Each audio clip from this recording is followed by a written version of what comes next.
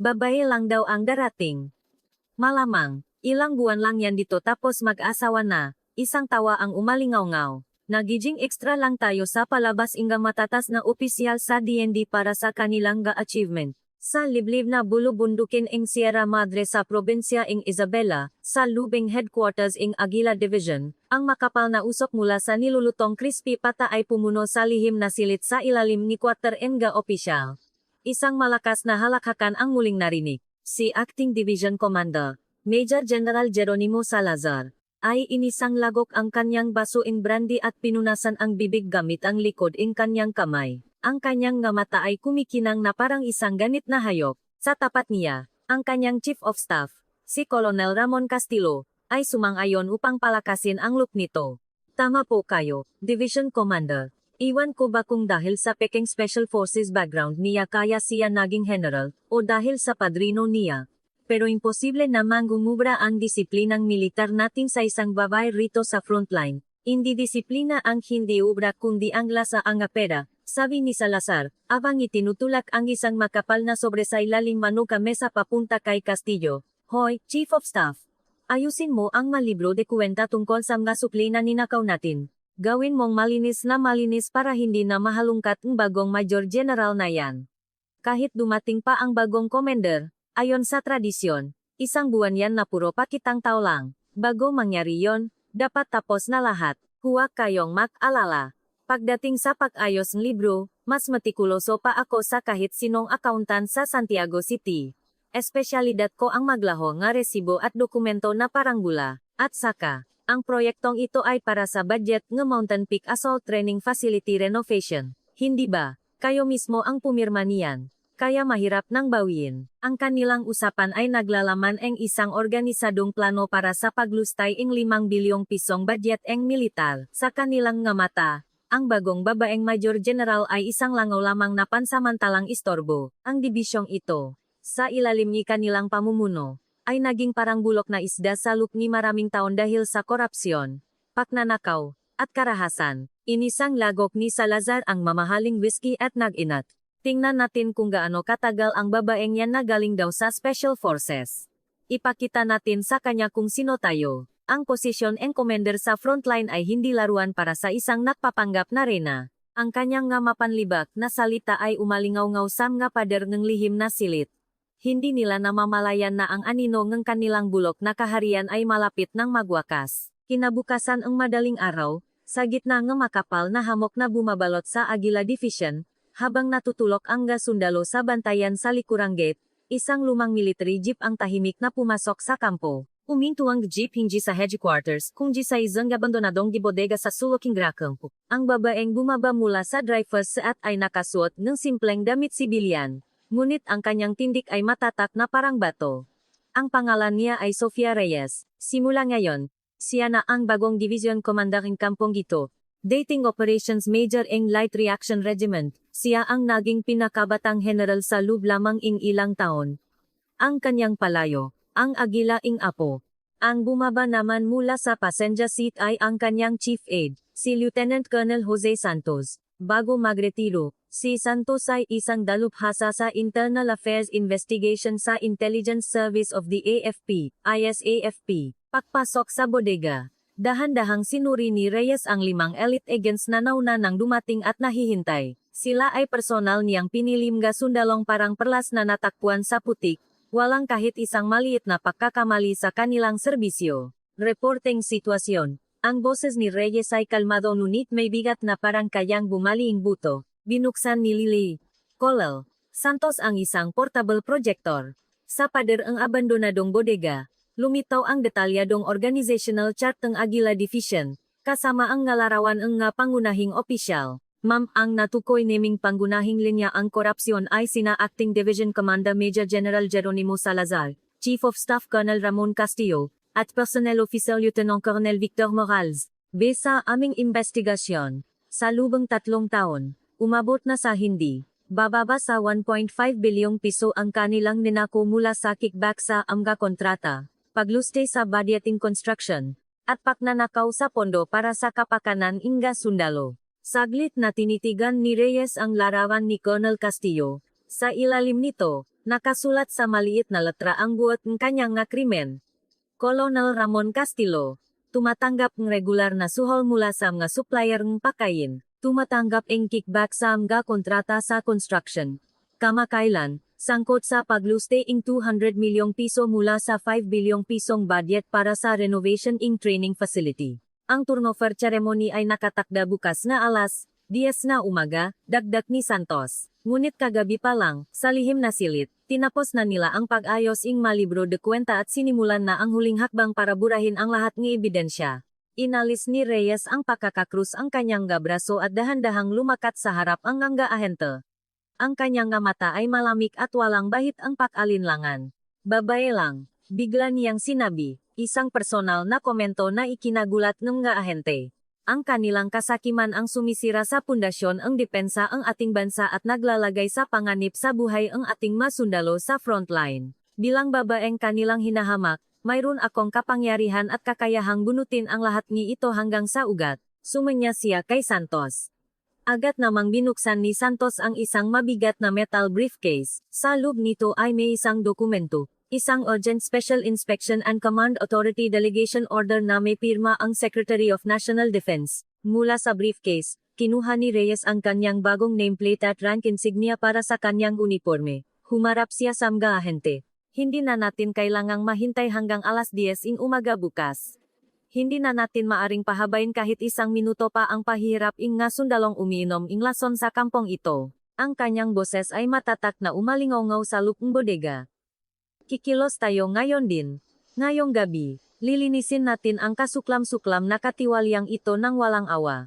Pagsapit eng hating gabi, sa opisina eng Division Commander sa headquarters eng Aguila Division, masayang pinakmamasdan ni Acting Major General Jeronimo Salazar ang bundok eng perang nakapatong sa kanyang lamesa. Ito ang kabayaran ang katapatan, bulong niya sa sarili.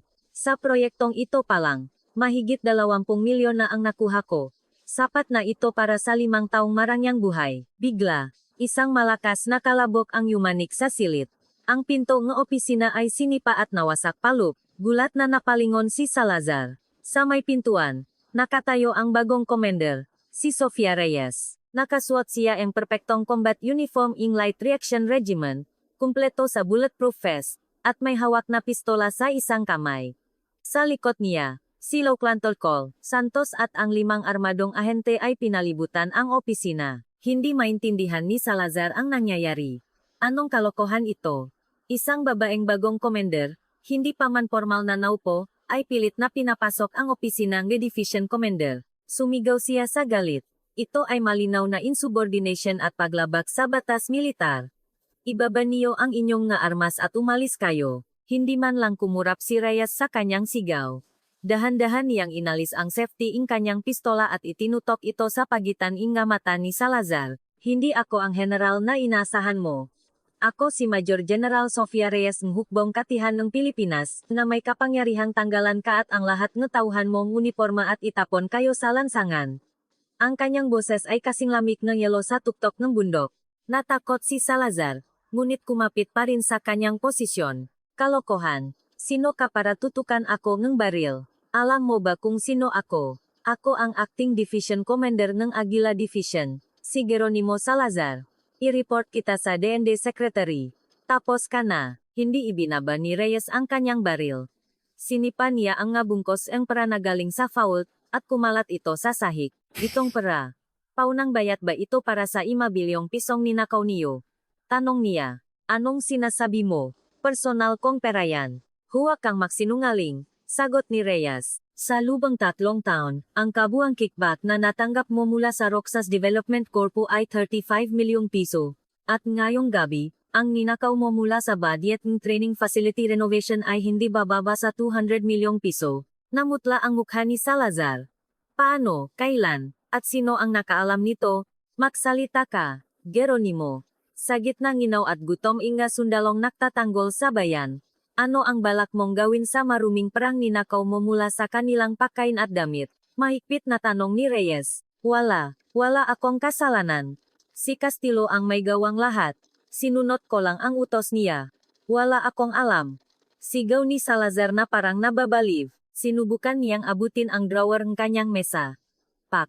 Sa halip na baril, ang dulong pistola ni Reyes ang malakas na humampas sa laikot ng kanyang kamay.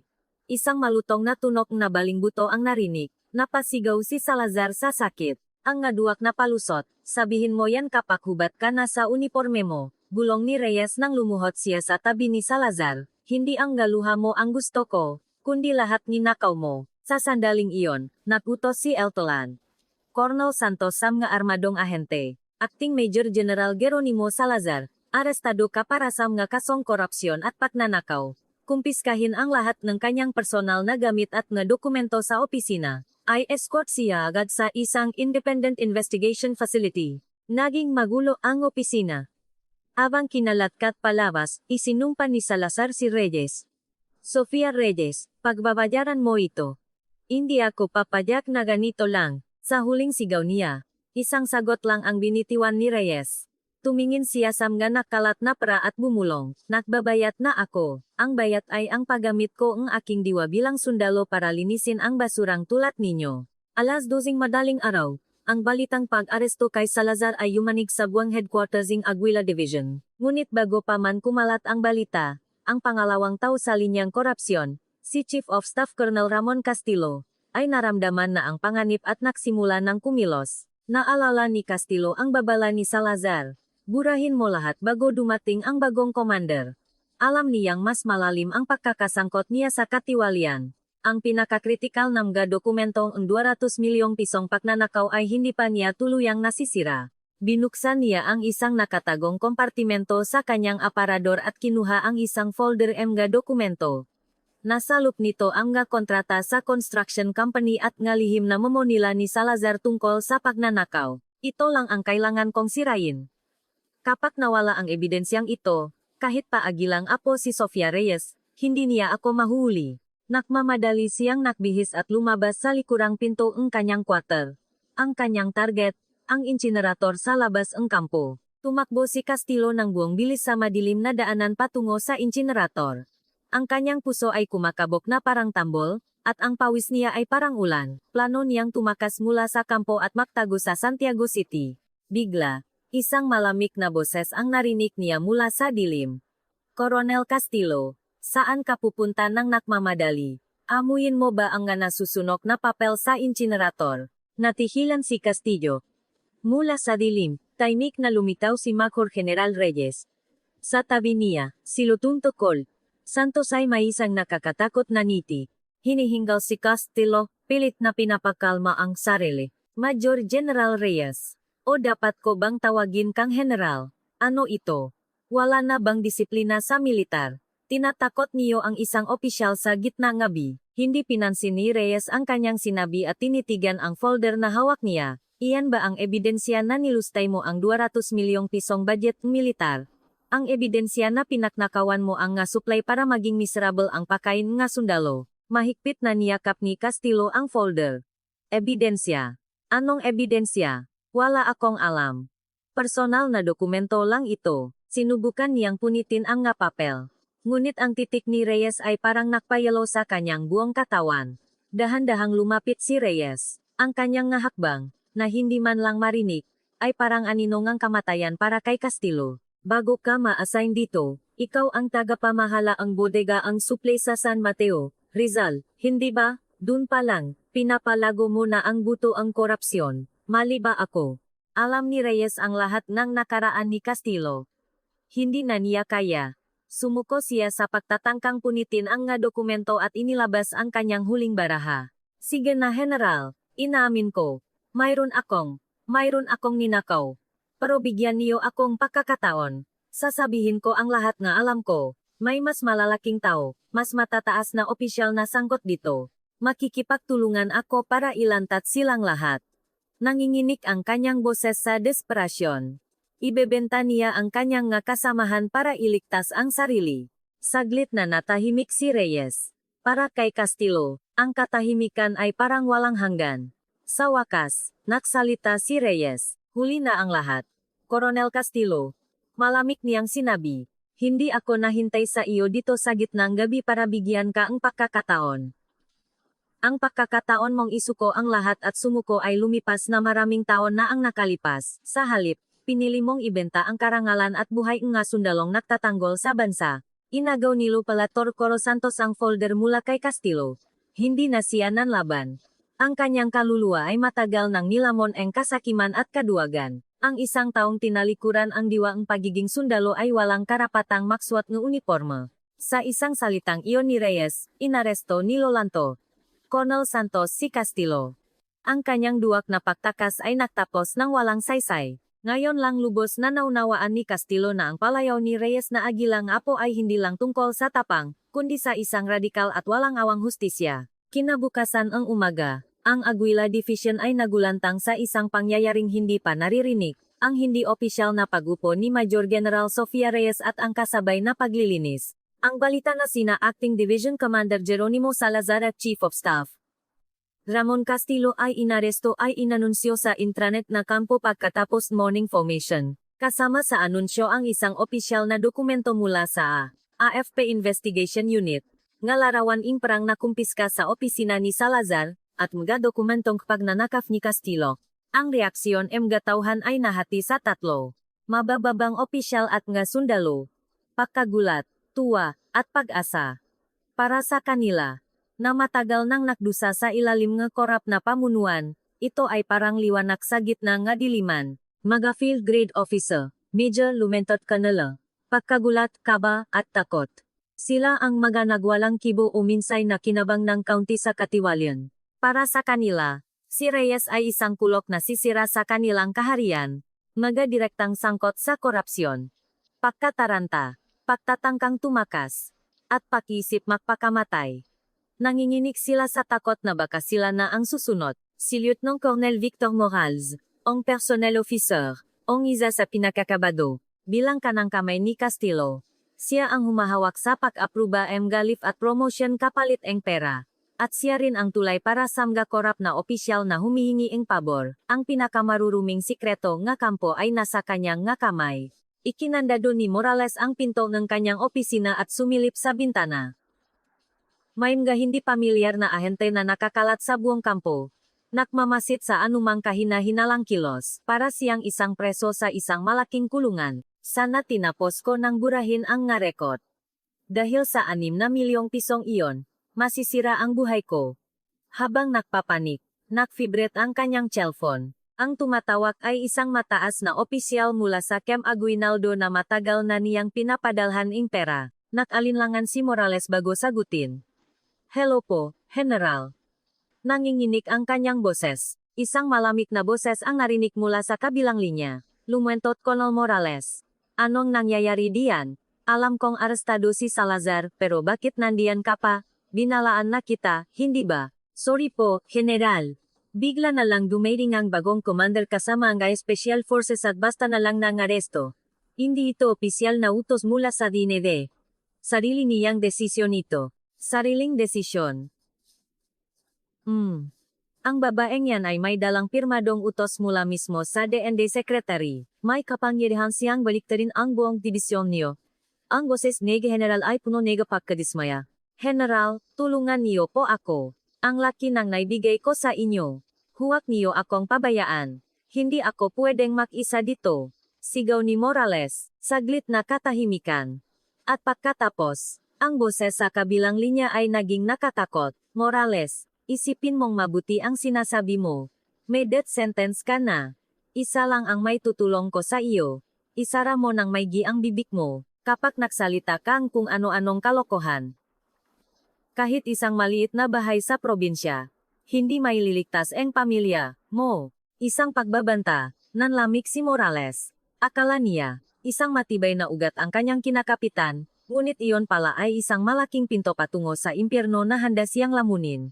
Alas 10 ng umaga, sa halip na isang formal na turnover ceremony, isang emergency assembly ang ipinatawag sa parade grounds. Ang lugar ay napuno ng sundalo sa isang disiplinadong katahimikan sa kabila ng nakakagulat na pangyayari.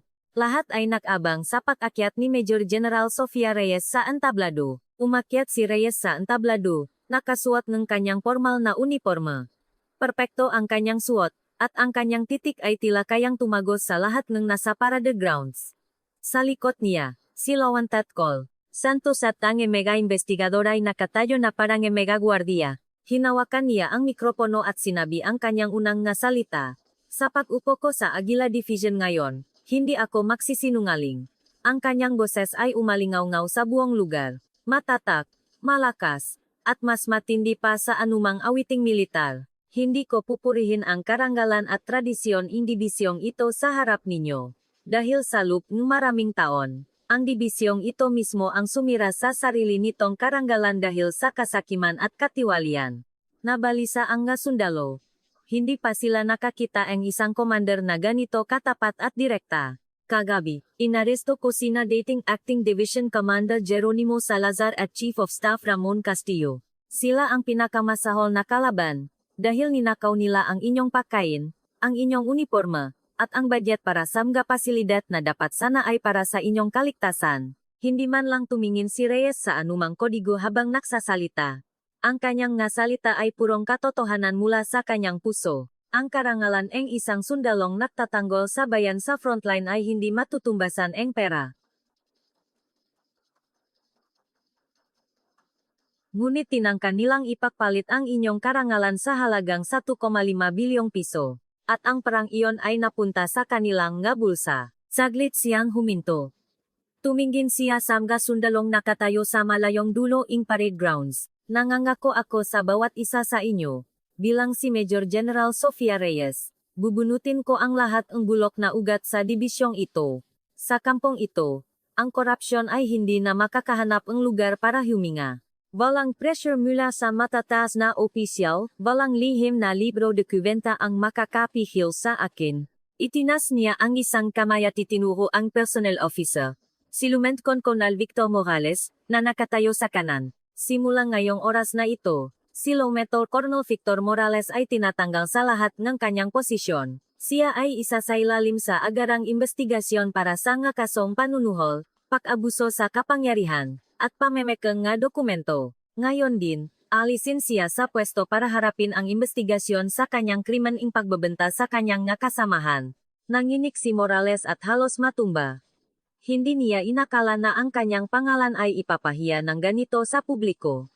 Naramdaman niya ang nga mapanuring tingin nga makapwa niya opisyal. Ang kanyang mukha ay naging kulay abo. Tinapos ni Reyes ang kanyang talumpati. Ang nga korap ay hubaran ang uniforma. Ang nga makatarungang sundalo lamang ang mamumuno sa dibisyong ito. Ako ang inyong division commander.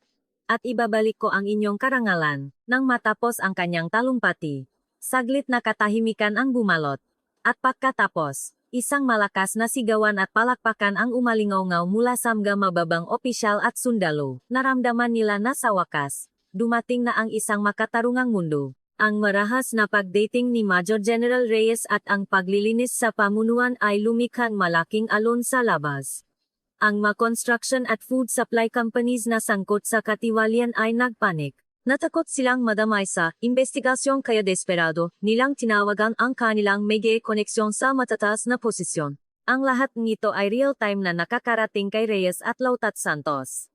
Nasa pansamantalang integrity monitoring headquarters sila sa ilalim ng kampo. Pinaplano ang susunod na hakbang. Ma'am, si Lieutenant Colonel Morales ay ayaw pa ring magsalita, ulat ni Santos. Mukhang tinakot siya ng kanyang koneksyon sa Camp Aguinaldo. Naglagay ng pin si Reyes sa isang mapa. Nakaturo ito sa mga pangunahing lokasyon ng militar tulad ng Isabela, Maynila, at Cavite. Si Morales ay isang maliit na sangga lamang. Wala sa kanya ang impormasyong kailangan natin, sabi ni Reyes. Kailangan nating hulihin ang tunay na puno sa likod niya. Bago nila tayo gipitin, tayo ang unang sasakal sa kanila. Tumango si Santos. Ang tinutukoy ninyong puno ay ang utak sa likod ang pagnanakaw sa budget para sa Defense Research and Development. Ninanakaw nila ang nga supply mula sa AFP Logistics Command sa Cavite at ibinabenta sa ang pribadong kumpanya para makalikom ang malaking pondo. Ang nasa likod nito ay isa sa pinakamatataas na opisyal sa hukbong katihan. Tama, matatak na sabi ni Reyes. Inaakala nilang abala lang tayo sa kaso ang Aguila Division. Ang pinakamalaki nilang pagkakamali ay isiping mananatili lang ako bilang isang division commander. Inabutan niya si Santos ang isang sobre. Sa loob nito ay may dokumentong may markang military secret. Ito ay top secret intelligence na kinolekta ko sa loob ng maraming taon sa Light Reaction Regiment tungkol sa galo ang ilang partikular na military supplies. Nakatala dito kung saan napunta ang nga ninakaw na gamit mula sa AFP Logistics Command, kung aling pribadong kumpanya ang bumili, at kung kaninong bulsa napunta ang pera. Gulat na tinanggap ni Santos ang sobre. Ang impormasyong ito ay hindi lamang tungkol sa isang dibisyon, kundi isang pambansang kartel ang katiwalian. Daling mo ito agad sa isang independent investigation body sa Kentaginaldo. Ngunit itago mo ang gating pagkakakilanlan natin gipinagimulan ng impormasyong, kailan ganating kumilos na parang ganino. Hayaan nating isipin nilang isa lang akong hamak na division commander sa Isabela. Masusunod maam. Sa digmaan ang impormasyon, tayo ang unang atake. Umalis si Santos dala ang sobre. Naiwang mag-isa si Reyes. Tinitingnan ang nga pangalan ang nga korap na opisyal sa mapa. Ang kanyang nga mata ay hindi natitinak. Alam niya na ang laban na ito ay hindi lamang para sa kanya, kundi isang marangal na digmaan para bawiin ang diwa ang pagiging sundalo ang Pilipinas. Ang mabilis na paglilinis ni Major General Reyes ay nakdulot na agarang positibong pagbabago sa lupang kampo. Una sa lahat, bumuti ang pakain ng gas sundalo. Ang nga dating dekalidat na sangkap na ninanakaw ay biglang naging first class. Ang nga damit at kagamitan na hindi na ibibigay nun ay biglang ipinamahagi mula sa bodega. Dahil sa nga nakikitang pagbabago, nagsimulang magkaroon ang ganap na tiwala ang nga sundalo kay Reyes. Ngunit sa gitna nito, ilang nga field grade officers ang patuloy na kinakabahan. Nakmamasidan sila sa isa't isa. Takot na baka sila na ang susunod na maimbestigahan. Isa sa kanila, si Major Arturo de Leon, ang logistics officer, ay pinahinto ang isang supply NCO, si Private First Class Miguel Cruz. Habang naglalakad ito, si Cruz ay isang tapat na sundalo na alam ang katiwalian ni De Leon ngunit napilitang manahimik. Cruz, kumusta ang sitwasyon? May kakaiba ba sa logistics section mula nang dumating ang bagong commander? Tanong ni De Leon, pilit na nagpapakakalmado. Diretsong tumingin si Cruz sa kanya. Wala naman pong problema. Sir, maliban lang po na lahat ng listahan ipakain at gamit na dati nakatago ay ipinalabas na po lahat sa utos in commander. Simula ngayon, lahat ni supply ay real-time na i-report sa intranet. Bahagyang nagbago ang kulay ng mukha ni De Leon. Sa mga nakaraang buwan, nakpuslit siyang libu-libong litrong krudo na nakakahalaga ng milyon-milyon, gamit ang dahilan na kulang ang supply. Ang krimen niya ay nakatala lamang sa fuel logbook. Ah, ganun ba? Mahigpit pala siya. Ikaw ang namamahala sa fuel logbook, tama? Tanong ni De Leon. Pinapakiramdaman ang reaksyon ni Cruz. Walang pagbabago sa ekspresyon ni Cruz. Opo sir. Ngunit ang fuel logbook po ay direktang pinamamahalaan na ni Lieutenant Colonel Santos simula ngayon. Lahat ng logbooks ay kasalukuyang nakakumpiska at hindi maaring ilabas. Napamura si De Leon sa kanyang isip. Ang pinakamahalagang ebidensyang kanyang krimen ay nasa kamay na ni Reyes. Nakita niya sa mga mata ni Cruz hindi natakot, kundi kapanatagan. Pilit na ngumiti si De Leon at tinapik ang balikat ni Cruz. Sige, salamat. Mukhang masipag talaga ang bagong commander. Tumalikot siya at naglakad palayo, ngunit malamig na pawis ang tumutulo sa kanyang likod. Naintindihan niya. Hindi lang naglilinis si Reyes. Binabago niya ang buong sistema para maging transparent, at tuluyan nang winawasak ang kanilang mundo. 2 araw ang lumipas. Formal na inilunsad ni Reyes ang isang corruption reporting period para sa buong dibisyon. Nangako siyang kumpletong anonymity at proteksyon sa sinumang magsusumbong. Ang suggestion box ay agad na napuno ng reklamo. Nakpuyat si Santos at ang kanyang team. Sa pag-uri nga ito, may mga simpleng hinaing, ngunit mayroon ding nga seryosong kaso tulad ng sexual harassment ng mga opisyal, pangingikil sa mga pamilyang sundalo, at pisikal na pang-aabuso. Ang unang opisyal na nabunyag ay si Master Sergeant Ricardo Velasco ang military police. Ginamit niya ang kanyang posisyon para humingi ng prakapalit ng extension ng leave ng nga sundalo, na umabot sa halos 500,000 piso, na kanyang winakasan sa mga sugalan sa kalapit na bayan. Agad siyang ipinatawag ni Reyes. Sa harap ang commander, mayabang pa rin si Velasco. Ma'am, lahat niyan ay kasinungalingan. Bilang isang MP, inalay ko ang sarili ko para sa disiplina ng kampong ito. Sinasatya lang akong siraan yung nga sundalong yan. Tinitigan siya ni Reyes. Hindi ka, MP. Isa kang magnanakaw na nakasuot nga uniforme ng MP. Inihagis niya sa harap ni Velasco ang isang voice recording ng kanyang pangingikil at malarawan niya sa isang casino sa Santiago City. Naging kulay abo ang mukha ni Velasco. Wala na siyang lusot. Malamig na nag-utos si Reyes. Master Sergeant Velasco, lahat ng perang ninakaw mo ay babayaran mo sa pamamagitan ng paglilinis sa buong kampo hanggang sa huling sentimo. At hubarin mo ang uniformeng ngempe at gagawin mo ang pinakamababa at pinakamaruming trabaho na ginagawang nga sundalo. Hanggang sa matutunan mo kung gaano mo dinungisan ang karangalan ng isang sundalo. Sa halip na tanggalin siya sa serbisyo, pinili ni Reyes ang pinakanakakahiyang parusa. Kinabukasan, si Velasco, na nakasuot ng fatigo na may nakasulat na kriminal sa kanyang nameplate, ay naglinis ng lahat ng banyo at kanal sa buong kampo. Ang kanyang kahiyahiyang kalagayan ay nagbigay ang kasiyahan at pakiramdam ang hustisya sa lahat ang sundalo. Habang pinapanot ang sinapit ni Velasco, ang nga nakatagong korap na opisyal tulad ni De Leon ay nanginginig sa takot. Nawalan na sila ang lakas ang loob na magsinungaling o lumaban pa kay Reyes. Ang paglilinis ni Reyes ay hindi lang naktapos sa pagpaparusa. Sinimulan niyang magtanim ang bagong buto ang pag-asa. Hinanap niya ang nga tapat na sundalo na inapi at hindi na promote dahil sa korap na sistema. Matapos arestuhin si Major De Leon, personal na ipinatawag ni Reyes si Private First Class Miguel Cruz, ang sundalong nakakaalam sa lahat na katiwalian sa fuel logbook. Private Cruz, balak kitang italaga bilang bagong logistics officer, sabi ni Reyes. Hindi makapaniwala si Cruz. Ma'am, isa lang po akong private first class. Paano po ako magiging major? Ngumiti si Reyes. Sa unang pagkakataon, isang mainit na ngiti ang lumitaw sa kanyang seryosong mukha. Hindi ang ranggo ang gumagawa sa tao. Ang tao ang gumagawa sa ranggo. Hinahangaan ko ang iyong katapatan at tapang. Alam mo ang katiwalian ni De Leon, ngunit hindi ka nagpasindak sa pra at kapangyarihan. Ang katapatang iyan ang tunay na katangian ang isang sundalo na kailangan ang dibisyong ito. Naluha si Cruz. Naramdaman niya na sa wakas, kinilala ang konsensya na pinanghawakan niya sa loob ang maraming taon. Inabutan ni Reyes si Cruz ang isang promotion order.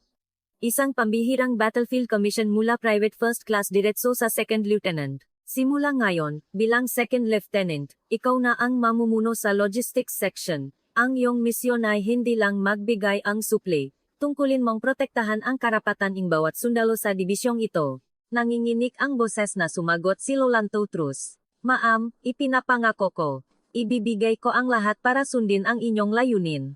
Patutunayan ko sa lahat na buhay ang hustisya sa dibisyong ito. Tumayo si Reyes at sumaludo kay Lieutenant Cruz. Lieutenant Cruz, maging pag-asa ka ang dibisyong ito. Nagditiwala ako sa iyo. Ang pambihirang promosyon na ito ay naktanim ng isang malakas na aral sa buong kampo. Hindi ranggo o koneksyon, kundi kakayahan at konsensya ang kinikilala dito. Ang Agula Division ay hindi nakaharian inga korap, sa pamumuno ni Reyes at ang mega bagong pinuno. Mabilis itong nagiging isang transparent at makatarungang puwersa. Ang nga tulad ni na Salazar, Castillo, at Morales ay haharap sa batas. Ngunit nauna na silang hinatulan ni Reyes sa pinakanakahiyang paraan para sa isang sundalo. Ang nakakagulat na simula ay umpisa pa lang ang paghukom, at ngayon, ang talimang hustisya ay patungo na sa mga ugat ng katiwalian sa labas ng kampo. Wala pang isang linggo mula nang dumating si Major General Reyes. Ang balita tungkol sa paglilinis sa Aguila Division ay kumalat na hindi lang sa buong militar, kundi pati na rin sa mundong ng politika at negosyo. Ang kartel nga matataas na opisyal na sangkot sa mga kontrata ng militar sa pagitan ng Isabela at Maynila ay nakpanik.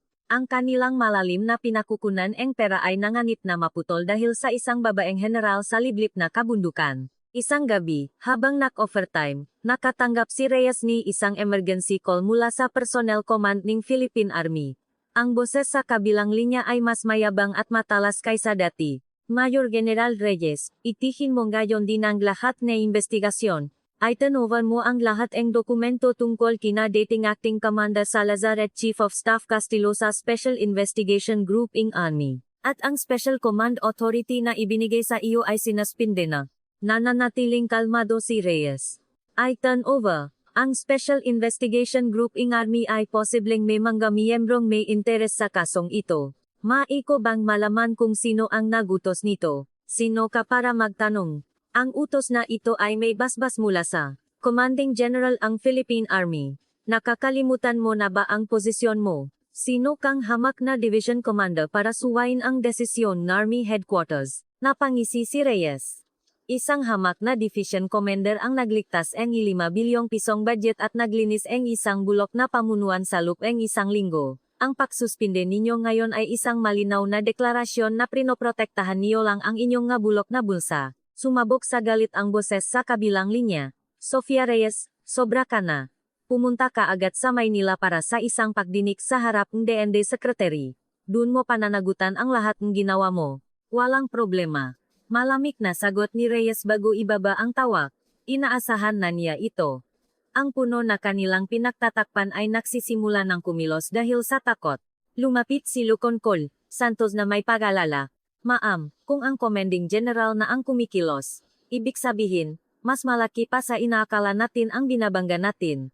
Kung pupunta kayo sa Maynila, baka mahulog kayo sa kanilang patibong. Umiling si Reyes.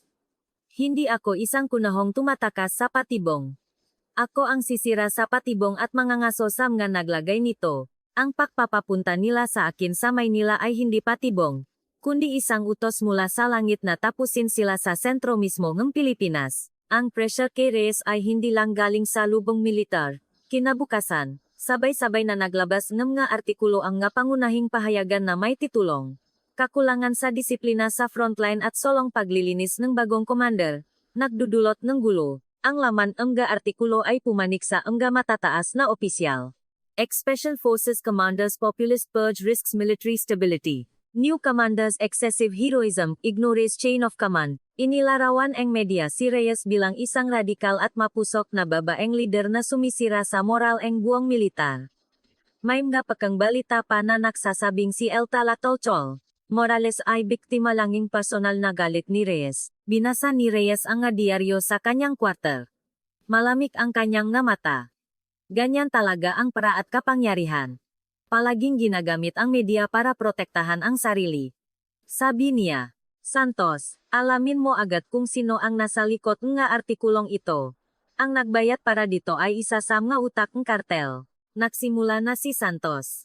Yes, ma'am. Basta sa aming intelligence, ang isa sa mga pangunahing source ng balitang ito ay ang Hala Media Group na nakabasa sa Ortigas. Ang chairman nito, si Benjamin Wang, ay may malalim na koneksyon sa construction company na kasabwat ni na Salazar at Castillo. Itinuro ni Reyes ang mapa ang Maynila. Hindi natin sila matatalo kung mananatili lang tayo dito. Kung gagamitin nila ang media, gagamitin natin ang katotohanan para tamaan sila sa puso. Ano po ang plano ninyo? Tanong ni Santos. Gagamitin natin ang pagdinig na ipinatawag nila. Pupunta ako sa Maynila. Ngunit si Benjamin Wang, ngayong gabi, ay makakatanggap ng isang hindi inaasahang bisita mula sa Isabela. Nagbigay si Reyes ng isang special mission sa isa sa kanyang mga elite agents, si Master Sergeant Cesar Narvaez. Si Narvaez ay dati niyang tauhan sa LRR, isang eksperto sa intelligence gathering at covert operations. Master Sergeant Narvaez, maging mataka ang Isabela sa kadiliman ang Maynila. Kunin mo ang ledger ang nga transaksyon ni Benjamin Wang mula sa kanyang bahay o opisina. Hanapin mo ang ebidensya na siya ang money manager ng kartel na ito. Ngunit huwag kang lalabag sa batas. Tayo ang nakpapatupad ng hustisya, hindi mga kriminal. Masusunod, ma'am. Isinasapanganib ko ang karangalan ang agila ang apo. Tatapusin ko ang misyon.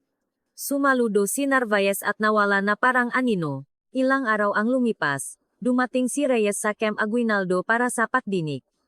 Gaya ang inaasahan, ito ay isang political stage na inihanda para atakihin siya. Ang nga miyembro ng komite ay paulit-ulit na nagtanong tungkol sa kanyang pag-abuso sa kapangyarihan. Ngunit hindi man lang binanggit ang laki ang ninakaw o ang nga krimen ang nga inaresto niyang opisyal. Sa pinakamataas na upuan ay nakaupo si Lieutenant General Domingo Magsaysay. Mas mataas ang ranggo niya kay Reyes at isa sa mga protektor ni na Salazar at Castillo. Malamig ang tingin ni Magsaysay kay Reyes.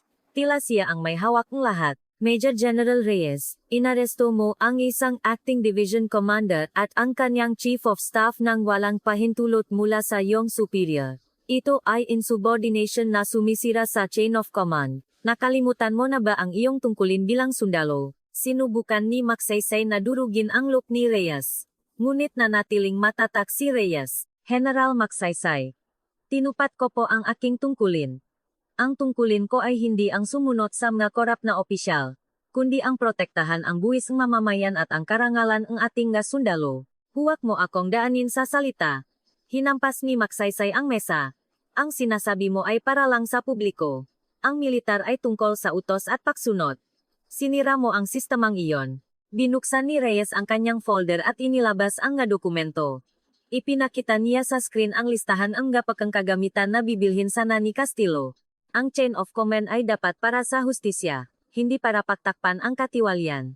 Ito ang listahan ng nga kagamitang bibilhin sana sa ilalim ng renovation project. Ayon sa listahan, may budget na 500 milyong piso para sa Special Mountain Assault Armor. Ngunit ang kagamitang ito ay hindi umiral sa ating inventaryo, isa itong pekeng item. Nagbulungan ang lahat.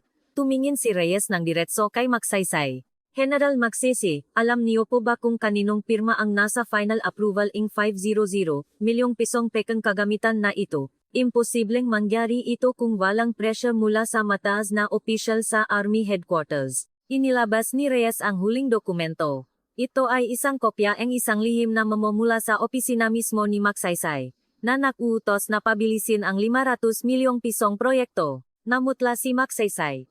Ngayon niya lang naintindihan na hindi lang nga mababang opisyal ang target ni Reyes, kundi siya mismo. Pagkayan, isang paninira. Magpaliwanag ka. Sigaw ni Magsaysay, ngunit wala ng bigat ang kanyang nga salita. Sa halip na isang ngiti ang tagumpay, isang malamig na ekspresyon ang ibinigay ni Reyes. Mapapatunayan din natin na hindi ito peke, General. Ang nga salitang iyon ay isang anunsyo ang pagbagsak ni Magsaysay. Pagkatapos ing pagdinig sa Maynila kung saan niya ginipit si General Magsaysay, bumalik agad si Sofia Reyes sa Aguila Division. Isang psychological warfare ang kanyang ginawa, nakpakita lang siya ang ilang baraha para pakmasdan ang reaksyon ng kalaban. Sigurado siyang gagawin ni Magsaysay ang lahat para sirain ang natitirang ebidensya. Sa Integrity Monitoring Headquarters, nagpulong sina Reyes, Lieutenant Colonel Santos, at ang bagong promote na si Second Lieutenant Miguel Cruz. Ang ebidensyang ipinakita natin ay ang pekeng 500 milyong pisong kontrata. Ito ang direktang koneksyon ni Magsaysay sa Aguila Division. Pero hindi nito ipinapakita kung saan napunta ang pera, sabi ni Reyes. O pumang, dagdag ni Santos, sinalakay ni Master Sergeant Narvaez ang taguan ni Benjamin Wang sa Ortigas. Pero hindi natakpuan ang pinakamahalagang ledger. Malamang itinago ito ni Wang sa ibang lugar bilang kanyang huling alas. Biglang nagsalita si LT Cruz, Ma'am, noong inventory ako sa logistics, may nakita akong kakaibang record. Ang dating logistics officer ay gumagamit ng isang pribadong bodega sa labas ng kampo. Imbes na sa opisyal na bodega, ginagamit nila ang isang abandonadong bodega sa San Mateo, Rizal. Mukhang ito ang kanilang lihim na basa para makuslit nga supply. Hindi na lang isang simpleng supply officer si Cruz. Gamit ang kanyang katapatan, naging isa na siyang dalubhasa sa pag-analisa ng bulok na sistema. San Mateo, Rizal, kumpirma ni Reyes. Isang lugar na malapit sa Maynila ngunit liblib. Perpektong taguan. Santos. Iyon ang pinakamalamang na lugar kung nasaan ang ledger ni Wang. Agad nakutos si Reyes ang operasyon. Kailangan nilang unahan ang tauhan ni Magsaysay. Nang gabing iyon, sa gitna nga diliman sa San Mateo, Rizal, lihim na pumasok sina Reyes, Santos, Narvaez, at ilang elite agents sa abandonadong bodega para hindi mahalata. Gumamit sila ng nga sibilyang sasakyan. Ang bodega ay mukhang luma. Ngunit may mga sariwang marka ngulong sa paligid. Mag-ingat ma'am, baka may mga bantay sa loop, babala ni Santos. Maingat nilang binuksan ang pinto. Isang amoyng alikabok at kalawang ang sumalubong sa kanila. Sa unang tingin, walang laman ang bodega. Ngunit sa isang sulok, may nakitang bakas ang isang lihim na silit na tinatakpan ang lumang plywood. Inalis ni Narvaez ang matakip at isang maliit na kwarto ang lumitaw. Sa gitna nito, may isang lumang vault, at sa paligid ay makahon ang hindi matukoy na military supplies. Nahanap natin ma'am, bulong ni Narvaez. Bigla, mula sa dilim, dalawang lalaki na may hawak na tubo ang sumugot. Nakasibilyan sila, pero halatang hindi ordinaryo. Sila marahil ang tauhan ni Wang na inutusang sirain ang ebidensya. Huwag kayong kikilos. Sino kayo? Sisigaw sana ang isa, ngunit pinutol siya ni Reyes. Mga tira-tira ang kartel. Nandito para sirain ang ebidensya. Ako ang may-ari nito. Bilang isang LRR veteran, mabilis kumilos si Reyes. Imbes na baril, yumuko siya, sinangga ang brasong lalaki, at sa isang iglap, binali ang kanyang kasukasuan. Bumaksak ang lalaki ng walang imik. Ang isa pang lalaki ay sumugot dala ang tubo. Itinutok ni Santos ang kanyang baril, pero pinigilan siya ni Reyes. Ang isang sundalo ay hindi pumapatay para sa hustisya. Santos, hulihin mo ng buhay. Mabilis na pinatit ni Santos ang lalaki at sinakal. Sa loob ng ilang segundo, pareho silang napasuko. Kitang-kita sa kanilang nga mata ang takot sa galing sa pakikipaglaban ni Reyes. Matapos nito, ipinabukas ni Reyes ang vault. Sa loob, may isang makapal na folder na may titulong, Aguila Special Project, Preliminary Ledger. Binuklat ni Reyes ang ledger, nakadetalye dito kung paano ang 600 milyong pisong ninakaw nina Salazar at Castillo ay dumaan sa Hala Media Group ni Wang at napunta sa isang foundation na tinatawag na Magsaysay Foundation for Military Excellence. Ang panggalan ay eksaktong tumutugma kay General Magsaysay. Ito na, ang puno, sabi ni Santos. Ang foundation ay perpektong paraan para mag-laundry ang pera. Habang binubuklat ni Reyes ang ledger, nakakita siyang isang memo. Utos ni General Magsaysay. Sunugin ang bodega sa Cavite at ang ledger na ito bago pa maamoy ng babaeng general. Lalo na ang detalye ing 30 milyong pisong galing sa Logistics Command, kailangang burahin ng husto. Ito na ang pinakamalakas na ebidensya. Hindi lang money launderer si Magsaysay. Siya mismo ang nakutos na sirain ang ebidensya. Mas madumi pa pala ito sa inaakala natin. Isinara ni Reyes ang ledger. Gamit ito, mapapatunayan natin kung paano ginamit ni Magsaysay ang pondo ang militar para palakasin ang kanyang kapangyarihan at yaman. Ma'am, oras na para sa huling dagok, sabi ni Santos. Kung ibibigay natin ito sa Inspector General, tapos na si Magsaysay. Tumango si Reyes ang kanyang megay kamata ay nag-aalap sa determinasyon. Hindi, kailangan natin siyang tapusin sa lugar kung saan siya pinakakampante. Bago natin ito ibigay, ilalantat natin ang katotohanan sa pinakamahalagang pagpupulong na dadaluhan niya. Iyon ang pinakamalupit na parusa at pinakamalaking aral para sa lahat na sundalo. Ang plano niya ay matapang. Babagsakin niya si Magsaysay sa entablado kung saan ipinakmamalaki nito ang kanyang kapangyarihan.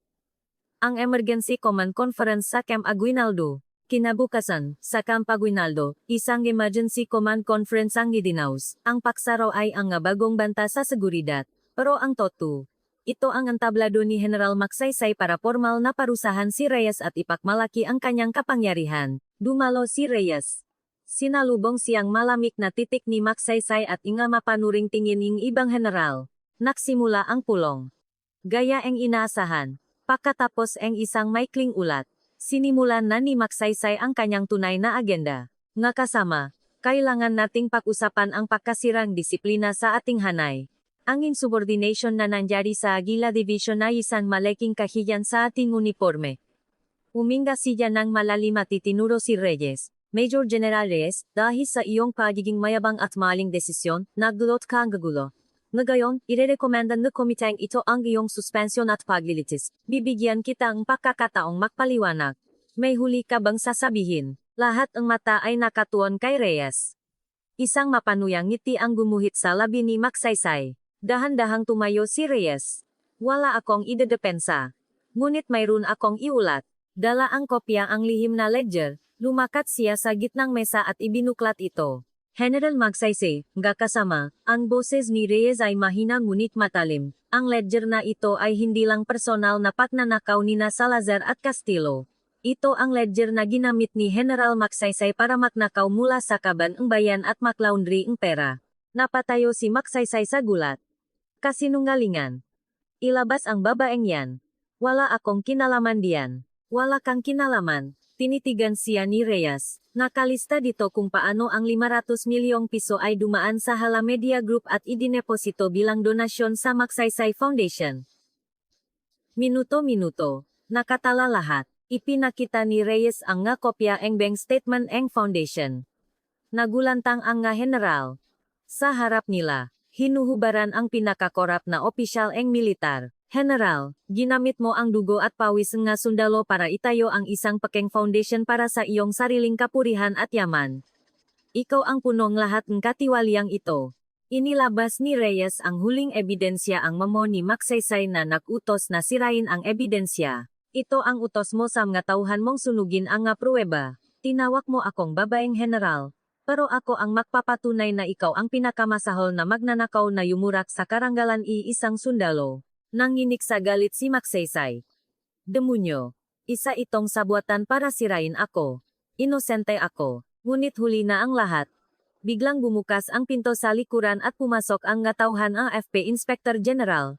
Hinihintay na lang nila ang senyales ni Reyes. Lumapit ang Inspector General kay Magsaysay. Teniente General Domingo Magsaysay, arestado ka para sa mga kasong pagnanakaw, money laundering, at obstruction of justice. Harapin mo ang batas para sa iyong pagdunggis sa karangalaning militar. Hindi na nanlaban si Magsaysay. Gumuho ang kanyang kapangyarihan sa harap ang katotohanan. Hiniya siyang kinalatkat palabas ang silit. Pagkaalis ni Magsaysay, tumahimik ang lahat. Tumingin sila kay Reyes ng may bagong paggalang. Para siyang isang anghel ng hustisya. Huminga ng malalim si Reyes. Huwag nating kalimutan ang araw na ito. Ang militar ay hindi pribadong pag-ari. Ito ang puso ng ating bansa.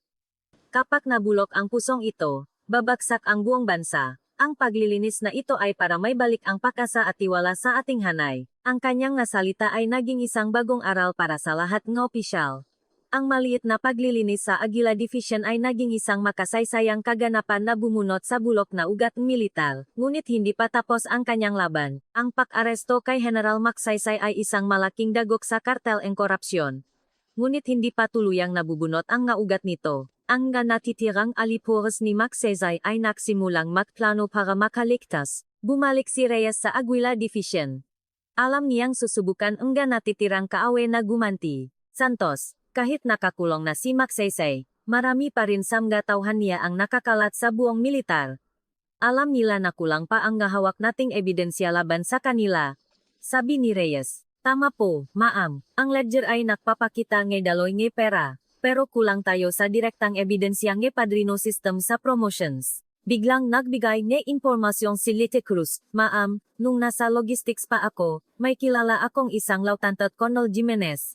Isa siyang tapat na tauhan ni Salazar. Kamakailan, bigla siyang napromote sa AFP Logistics Command. Ang nakapagtataka, may sulat kamay na memo si General Magsaysay sa kanyang promotion papers na nagsasabing pabilisin ang proseso. Agad sinuri ni Reyes ang profila ni Jimenez. Ordinaryo lang ang kanyang record, pero mabilis ang kanyang pag-anggat sa tuwing si Magsaysay ang chairman ang promotion board. Si Jimenez, posibleng siya ang tagapamahala ng lihim na ledger ni Magsaysay. Ang pagipat niya sa Logistics Command ay patunay na iyon ang sentro ng kanilang operasyon, sabi ni Reyes. Agad niyang inatasan sina Santos at Cruz na subaybayan si Jimenez. Ang layunin ay hindi lang siya arestuhin, kundi alamin ang buong network nga natitirang kaway. Ang hakbang ni Reyes ay tinitingnan bilang isang tabak na may dalawang talim. Marami ang sumusuporta sa kanya. Ngunit marami rin ang tumuturing sa kanya bilang isang heretikong sumisira sa sistema. Sinubukan mga alipores ni Magsaysay na ihiwalay ang Aguila Division. Pinutol nila ang komunikasyon sa intranet at itinigil ang pagpapadala mga supply. Ang kampo ay naging parang isang islang naiwan sa gitna ng Sierra Madre. Ma'am, kinansalang logistics command ang ating fuel supply para sa susunod na linggo, ulat ni Cruz. Kung magpapatuloy ito, magkakaroon tayong malaking problema sa training at heating para sa taglamig. Tumingin si Reyes sa mapa. Gusto nila tayong gipitin para sumuko ako. Akala nila isusuko ko ang lahat ng ebidensya kapalit ng supply. Anong gagawin natin, ma'am? Aalalang tanong ni Santos. Tumingin si Reyes kay Cruz. Lieutenant Cruz, nasa gitna tayo ang dikmaan. Ikaw ang bahala sa supply line. Kung hindi nila tayo bibigyan, tayo mismo ang hahanap ang paraan. Nag-alab ang mamata ni Cruz. Ma'am, mayroon po tayong emergency fuel reserves sa isang kalapit na Regional Community Defense Group. Hindi ito standard procedure, pero para sa kapakanan ng mega sundalo, maaari nating hiramin pansamantala. Hindi ito pagnanakaw, kundi paraan para protektahan ang dibisyon. Ngumiti si Reyes. Tamang desisyon. Kung kailangan, gumawa ka ang bagong patakaran. Ako ang mananagot. Habang sinusubukan nila tayong ihiwalay, lalo tayong dapat magkaisa. Sa kabila ang paghihiwalay, hindi bumagsak ang Aguila Division. Lalo pang tumibay ang tiwala ang Sundalo sa kanilang bagong pamunuan. Isang araw, isang nakakagulat na ulat ang dumating mula kay Santos. Ma'am, may ulat si Master Sergeant Narvaez. Ang taong kinakatagpo ni Lumentat Logistics Command ay isa sa mga tauhan natin dito. Sino? Malamig na tanong ni Reyes. Si Major Editores ang Intelligence Section. Ma'am, iniulat niya kay Jimenez ang bawat galaw ninyo at ang ating investigation team. Siya ay dating tauhan ni Morales. Napapikit si Reyes. Ang isang taksil sa loop ay ang pinakadelikadong kalaban. Huwag kang kikilos. Santos. Para mahuli ang daga, kailangan nating hintayin siyang ilabas ang lahat ng impormasyong dala niya. Nakplano si Reyes ang isang double agent operation. Inutusan niya si Cruz na gumawa ang isang pakeng dokumento tungkol sa isang final hiding place ang 600 milyong pisong pondo ni Magsaysay. Ang lokasyon, isang abandonadong ammunitions depot sa isang liblib na bahagi ng Isabela. Inilagay niya ang pakeng dokumento sa kanyang mesa. Alam na makikita ito ni Major Torres. Kinabukasan ang madaling araw, lihim na pumasok si Torres sa opisina ni Reyes at ninakaw ang dokumento. Agad niyang ipinadala ang impormasyon kay Jimenez. Natuwa si Jimenez. Ang 600 million ay ang kanyang pagkakataon para maging bagong puno. Impormasyon kumpirmado. Magaling, sagot niya kay Torres. Papadalhan ko nga tauhan ang depot. Pagsisisihan ni Reyes na hinayaan niyang makuha natin ang impormasyong ito. Nalaman ni Reyes ang sagot na ito sa pamamagitan ni Narvaez. Tagumpay. Siya na mismo ang papasok sa patibong. Nakutos si Reyes kay Santos. Hulihin ninyo ang lahat ng tauhan ni Jimenez sa depot. At para kay Major Torres, ibibigay natin sa kanya ang pinakamasakit na parusa. Akala ni Torres ay nagtagumpay siya, ngunit hindi niya alam na ang patibong na inihanda ni Reyes ay nakahanda na para sa kanya. Ang double agent operation ni Major General Reyes ay naging perpekto. Dahil sa peking impormasyon, nagpadala si Lumentat Col. Jimenez ang kanyang matauhan sa abandonadong ammunitions depot sa Isabela, sa pag-akalang makukuha nila ang 600 milyong piso. Sa paligid NG Depot, nakahanda na ang mga elite agents ni Reyes, sa pamumuno niya at ni Lumentat Colonel Santos. Ma'am, 3 sasakyan ang paparating. May sakay na hindi bababa sa 10 armadong tauhan, ulat ni Master Sergeant Narvaez. Nabulak sila ang pera. Kalmadong sabi ni Reyes. Ang layunin operasyon ay hulihin sila ng buhay. Pumasok ang nga tauhan ni Jimenez sa depot ng walang pag-ingat. Sa loop, sinalubong sila ang ahente ni Reyes. Huwag kayong kikilos. Utos ni Major General Sofia Reyes. Ibaba niyo ang inyong nga armas. Nagulat sila at sinubukang lumaban. Ngunit wala silang magawa laban sa galing mga LRR veterans. Sa loop ng ilang minuto, lahat sila ay naposasan. Dahil dito, nalaman ni Reyes ang buong lawak ang natitirang puwersa ang nga kawe. Kasabay nito, sa Aguila Division, inihanda ang paglalantat sa taksil na si Major Editores. Ipinatayo siya ni Reyes sa gitna ng parade grounds. Sa harap ng lahat ng sundalo, makasama, narito sa harap ninyo ang isang kanser sa ating hanay. Sabi ni Reyes sa mikropono, ibinenta ni Major Torres ang ating sikreto sa kalaban para sa kanyang sariling kapakanan. Siya ay isang taksil. Yumuko si Torres. Ngunit ang natingin ng galit mula sa kanyang nga kasamahan ay mas masakit pa sa anumang parusa, dahil sa pekeng impormasyong ibinigay niya. Ang nga kalaban ay nahuli lahat sa isang patibong kaninang madaling araw. Si Major Torres ang pinakatangang daga na kumagat sa ating pain, diin ni Reyes. Ang kanyang krimen ay hindi lang pagtataksil, kundi paglalagay sa panganib sa buhay nating lahat. Nagutos siya kay Santos, Major Torres, tinatanggalan ka ang ranggo at posisyon. Ikaw ay haharap sa court martial, at ang lahat ng iyong yaman ay kukumpiskahin at ilalagay sa pondo para sa kapakanan ng sundalo. Ang iyong uniforme ay habang buhay na babawin. Habang kinaladkad, sumigaw si Torres. Reyes, isa kang destroyer. Gagamitin ka lang din nila at itatapon. Walang emosyon na sumagot si Reyes. Hindi ako sumisira. Naglilinis ako. At bilang konsensiyang bawat sundalo, hinding-hindi ako itatapon. Dahil sa pagkawala ang kanyang tauhan, desperado na si Jimenez. Dala ang huling lihim na ledger, sinubukan niyang tumakas. Nagtago siya sa isang liblib na rest house sa Tagaytay, na dating ginagamit ni Magsaysay para sa mga lihim na pagpupulong. Ngunit nasusubaybayan na ni Reyes ang bawat galaw niya. Santos, hulihin niyo si Jimenez sa Tagaytay. Dala niya ang pinakamahalagang ebidensya na hindi nasira ni Magsaysay. Sotogojtoj, notagpuan ni Nasyontos at Narvaez, si Jimenez nonogi siya at naglalasing siya takot. Laubenton kong Jimenez, wala ka ng tatakbuhan.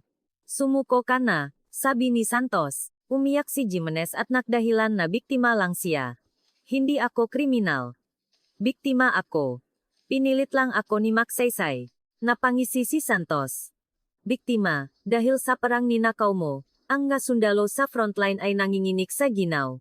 Hindi lang konsensya mo ang ibinenta mo, kundi ang seguridad ng buong bansa. Sinubukang punitin ni Jimenez ang ledger, ngunit mabilis siyang napigilan ni Narvaez. Nakuha ang ledger ng buo. Nakalista dito ang lahat ng matataas na opisyal na sinuhulan ni Magsaysay. Dahil dito, ang buong network ng korupsyon sa militar ay tuluyan ng nabunyag. Ang maliit na paglilinis sa Aguila Division ay naging daan para mabunot ang bulok na ugat ng buong militar. Ngayon, ang misyon ni Reyes ay ang muling pagbangon. Matapos maaresto ang lahat ng kalaban, sa wakas ay nakaroon ang tunay na kapayapaan sa Aguila Division. Ipinasa ni Reyes ang nga kaso sa AFP Inspector General at nakfocus sa muling pagtatayo ang kanyang dibisyon. Ang unang nagbago ay ang moral ng mga sundalo. Mula sa pagiging walang gana, ngayon ay puno na sila ang pagmamalaki. Sinimulan ni Second Lieutenant Cruz na ay modernize ang logistik, ginawa niyang transparent ang lahat ng supply sa intranet. Isang araw, nakulat si Cruz kay Reyes, "Ma'am, isang himala po ang nangyayari. Ang bilang nga nasisirang pasilidad ay bumaba ang 90%. At ang nga sundalo ay kusanglup na nag-ayos ang gagusali, sabi nila. Tayo na ang may-ari ng kampong ito." Isang mainit na ngiti ang sumilay sa mukha ni Reyes. Iyan ang pinakamalaking tagumpay na gusto kong makamit. Ang militar ay hindi gumagalaw sa utos lang, kundi sa respeto at tiwala. Muling tinipon ni Reyes ang masundalo sa parade grounds, hindi bilang isang hukom, kundi bilang isang leader na may bagong pananaw. Nga kasama, nanalo tayo sa digmaan laban sa korupsyon. Ngunit ang tunay na tagumpay ay ngayon palang magsisimula. Gagawin nating pinaka-transparent at pinakamatatag na dibisyon ang Aguila Division sa buong Pilipinas. Inanunsyo niya ang 10-point agenda for a new Aguila Division, na kinabibilanggan ng transparency sa lahat ng gawin ng commander, pampublikong pagulatang budget, at mabilis na aksyong sa mga inaing mga reformong hindi pa naririnig sa militar. Ang reforma ni Reyes ay kinilala kahit hindi. Ang media na bumatiko sa kanya noon ay ngayon ay pinupuri siya bilang tagapagtanggol ng bayan. Ipinakaluk ni Reyes ang lahat ng tagumpay sa mga sundalong nakdusa.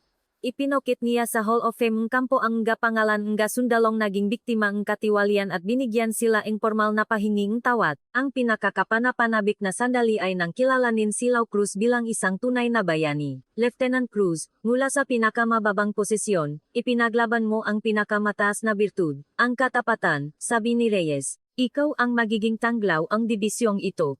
Sumaludo si Cruz. Ma'am, natutunan ko sa inyo na mas mahalaga ang karangalan kaysa pera.